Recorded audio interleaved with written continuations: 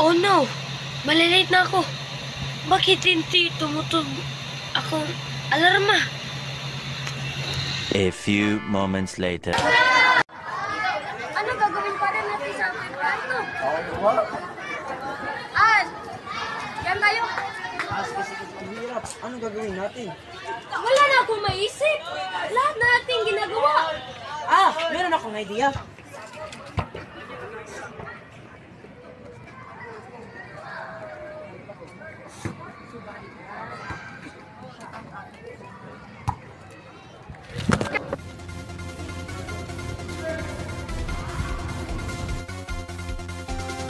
Simulan na ang pagpresentar sa inyong informasyon. Magsimula tayo sa buod ng pelikula. Ang tungkol sa isang makasaysayang pelikula tutlo? Ano tutlo? Tungkol pala. Tungkol sa tatlong paring Pilipino na sina Padre Mariano Gomez, Padre Jose Burgos, at Padre Jacinto Zamora. Sila ay nanguna sa paglalaban para sa karapatan ng mga paring Pilipino laban sa diskriminasyon ng mga paring Kastila o mga Kailes. Matapos ang Cavite Mutiny noong 1872, sila ay maling inakusahan ng mga pinuno ng pag-aaklas. Sa kapagitan ng pagkawala ng sapat na ebidensya, sila ay hinatulan ng kamatayan at binitay sa pamagitan ng garote.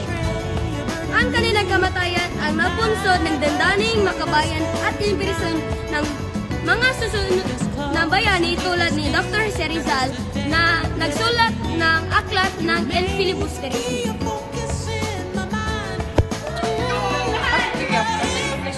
Ang pamagatan ng Mendoza. Tinitampok sa pelikula ng tatlong paring ay pinusahan ng mga sapat ng Siya. Dito, paano sila naging biktima ng hindi nakatungan karangan sistema pelikula ng pagkakilyan.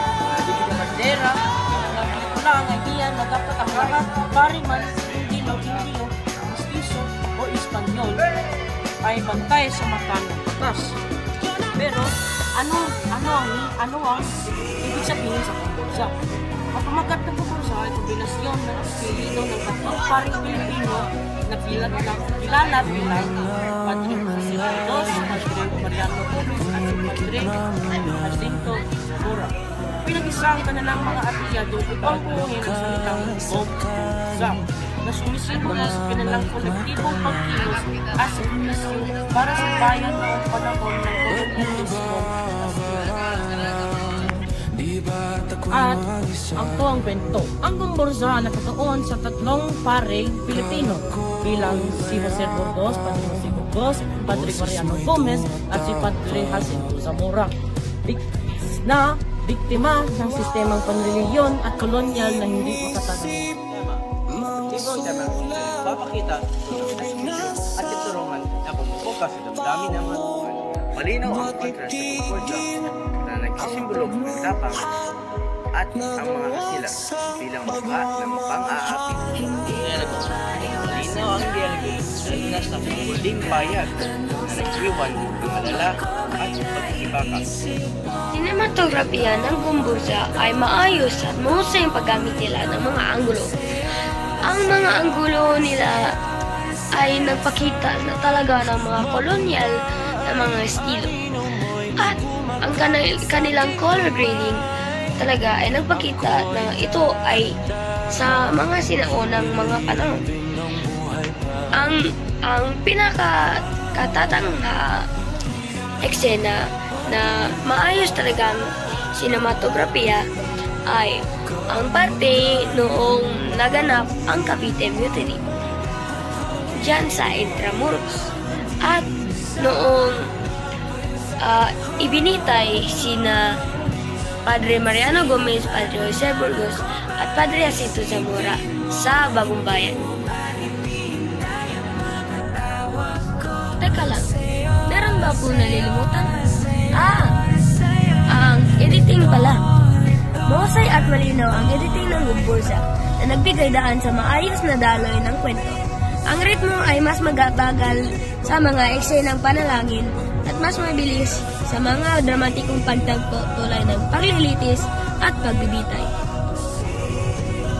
Napapataas ng tensyon at emosyon ng eksena. Ang transition sa pagitan ng eksena ay natural at seamless, kaya mas maintindihan at nararamdaman ng nanonood ang sakripisyo ng tatlong paring martir. Sa kabuuan, ang editing ay epektibo at akma sa tema ng pelikula. Pero merong mga eksena na ang transitions ay hindi talaga seamless. Ang musika at tunog ay epektibong sumusuporta sa pelikula at nakatulong upang maramdaman at maramdaman ang sakripisyo at tapang ng tatlong paring martir. Tiyak na angkop ang tema at bawat nota at tunog para sa temang makasaysayan at emosyonal ng pelikula. Ang musika at tunog ay epektibong sumusuporta sa pelikula at nakatulong upang maramdaman at maramdaman ang sakripisyo at tapang ng tatlong paring martir. Tiyak na angkop ang tema at bawat nota at tunog para sa temang makasaysayan at emosyonal ng pelikula.